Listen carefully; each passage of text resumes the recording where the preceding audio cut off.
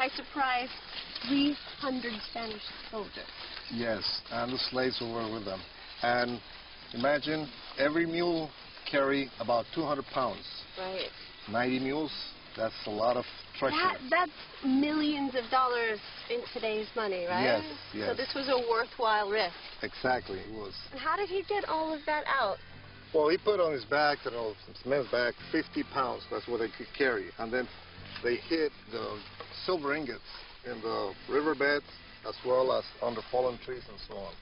He hid it. Yes. Did he come back for it? Yes, he did come back. Darn it! You think he forgot something? Well, maybe so. Maybe. You never know. Like, no. You never know. All right, I'm going to find it. If there's one piece left, I'm going to find it. Portobello was built by the Spanish in the 16th century, and at that time it was a key port on the Caribbean coast. This is the end of the road, literally all the way from Panama City, 50 miles through that rainforest. It ends here. It's marked by this fan shape, which was a sundial. And just over there is where all of the treasure would have been stored. It's the King's Warehouse. The King's Warehouse was a big risk. Galleons weren't dispatched to collect the treasure until the warehouse was stacked to the rafters.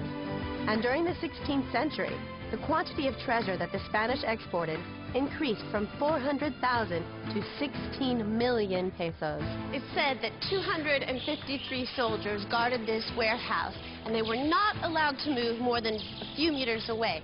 So you can imagine the scene. They slept where they could, they ate all their meals here, they got drunk, they played dice. Those walls could talk. 2 fleets were sent twice a year, first from Seville, later from Cadiz. They sailed down the coast of Africa to the Canary Islands, picked up supplies, and caught the trade winds across the Atlantic to Puerto Rico, where the fleet split up. One sailed to Mexico, then down the west coast of Florida. The other sailed to Cartagena in Colombia, and on to Nombre de Dios and Portobello in Panama.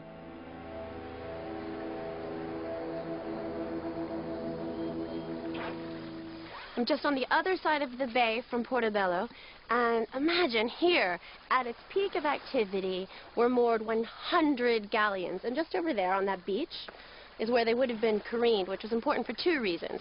1, they needed serious maintenance and repair work, and 2, this is where they would have been cleaned. So scraping off the barnacles helped these rather slow and cumbersome ships go just that much faster home to Spain.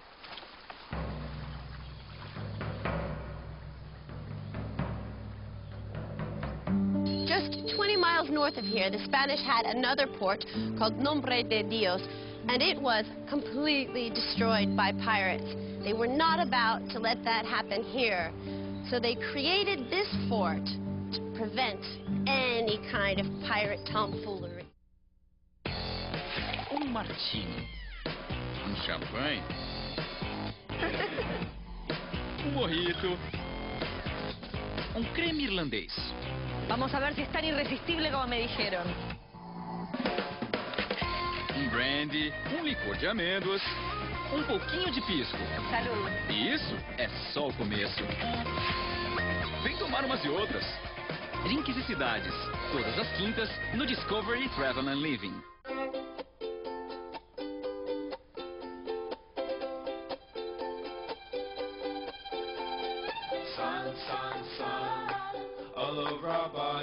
Lo natural va con vos. Disfrútalo. Toma Aquarius by Cepita con jugo de frutas. Aquarius. Lo natural te hace más natural. ¿Vos me creerías si yo te digo que con el nuevo Ace líquido lavar puede ser más simple? Ah, me da esta remera. Depende de la mugre, porque a veces hay que fregar, meter a lavar ropa, enjuago. Se te va la vida. 1, 2, 3. ¿Y cómo quedó? Los colores intactos, el blanco perfecto. Basta de fregar, gracias. Ace líquido. Limpieza en la que vos podés confiar. Always sabe que esos días no la pasás nada bien, pero míralo de otra forma, te puede ir bastante bien. Aprovechá, hacé lo que quieras, porque sí es la explicación. Cómprate todo el shopping, si querés helado, come un montón. Always hace lo posible para poderte ayudar y siempre te protege para que puedas disfrutar. Sé feliz también en esos días, Always. Como podemos apreciar as belezas e delícias do Brasil? Percorrendo seus recantos históricos e conhecendo junto com alguns chefes internacionais os sabores e as curiosidades que fizeram com que eles escolhessem o Brasil como seu país de coração. Saboreie o Brasil com um tempero diferente. Sensacional, Brasil sensacional. No Discovery Travel and Living. Viaje pelo Brasil, um país sensacional. O cenário, os personagens e um toque de drama. Para os irmãos Urbino, cozinhar é como escrever uma novela. E o capítulo final é o prato perfeito. Todas as semanas, estes ases da culinária moderna encaram desafios de criatividade e precisão. A Minuta, todas as sextas, no Discovery Travel and Living.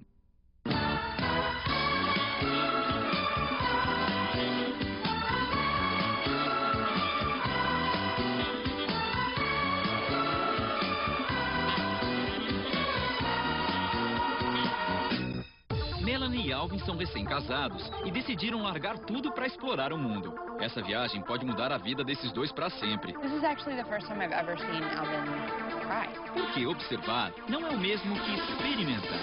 I'm ready to go.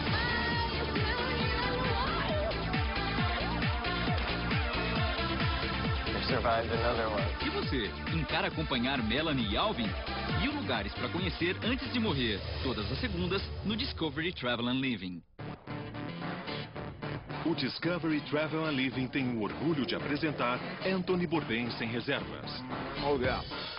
Um programa refinado e de bom gosto. Apropriado para todas as idades. E para os que exigem a mais alta qualidade. Você acha que mentiríamos para você? Anthony Bourdain sem reservas. Todas as quartas, no Discovery Travel and Living. The two treasure fleets rendezvoused in Havana, Cuba, where they stocked up on supplies for the long trip home to Spain.